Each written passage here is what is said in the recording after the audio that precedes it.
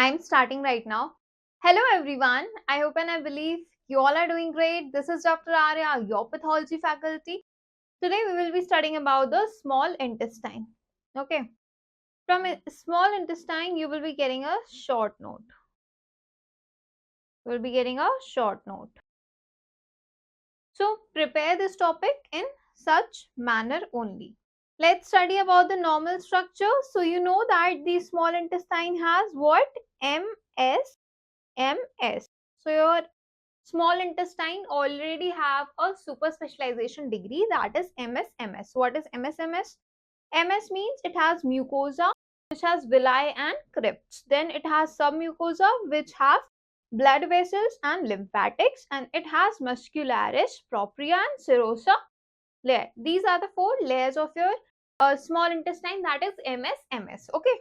If I talk about the congenital anomalies, then there is atresia. Atresia means there is failure of recanalization. I think that the congenital disorders have been very well covered in your anatomy lectures. Then you have Meckel's diverticulum. Let's understand this in detail. So in Meckel's diverticulum, it is a true diverticulum. See, true diverticulum means that all the three layers that are there have been involved in this. Then it also follows a rule of 2. What is rule of 2? Rule of 2 means that is 2% of population. Then there is 2 inches long and 2 feet away from your ileocecal wall. This is your Meckel's diverticulum that you are able to see in the figure. Now you have the malabsorption syndrome. Mainly you have CTW syndromes, that is the celiac disease. That is your celiac disease. Then you have the tropical spur and your Whipple's disease.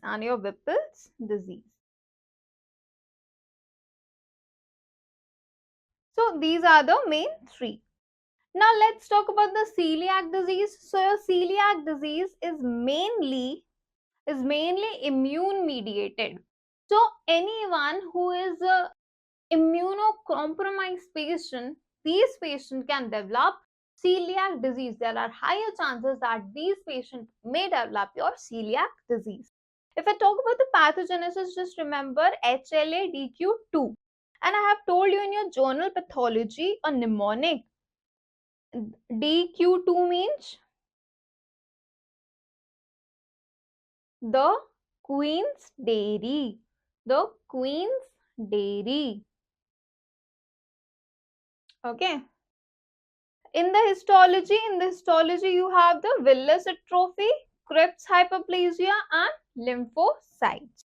In the clinical one, the patient will be having diarrhea, there will be weight loss and there will be anemia. In the treatment, the patient have to take a gluten-free diet. Now, whenever they will give you a case study, they will tell you that on taking a gluten-rich diet, this will be your keyword.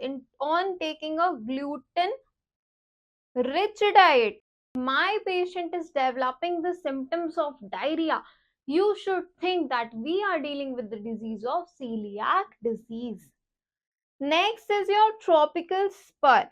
So tropical spur is a post-infectious malabsorption syndrome that is common in tropics. You have the tropic area, so they are more common in the tropic area. If I talk about the histology, then you are able to see partial villus atrophy. In the treatment, you will give the patient tetracycline and the folate. Next, coming to the Whipple's disease. So what is the cause? The cause is an organism, 𝗵𝗵 Okay, so histology, it is PAS positive and has foamy macrophages. PAS positive. PAS means it has something to do with your glucose. So remember that girls like pink color. So it is PAS positive, glucose positive. The features will be, there will be malabsorption, arthritis and fever. In the treatment, I will give the patient antibiotics like ceftriaxone. Next, coming to the inflammatory disorders. In the inflammatory disorders, you mainly need to remember about the Crohn's disease and your intestinal TB. In the Crohn's disease, you have the transmural inflammation and you have skip lesions. See, skip lesions are very, very characteristic of your Crohn's disease. Like if I draw it for you,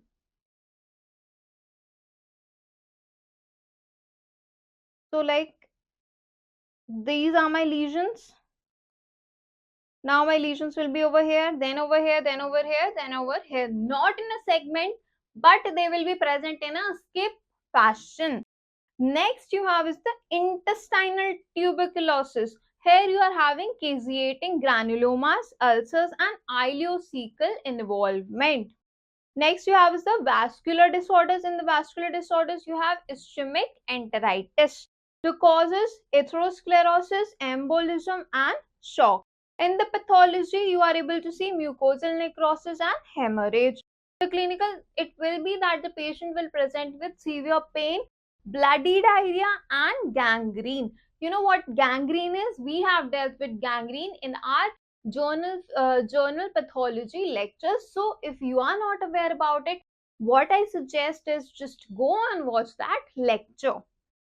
Next is about the tumors. So in the tumors, what are the tumors you have? You have the benign and the malignant.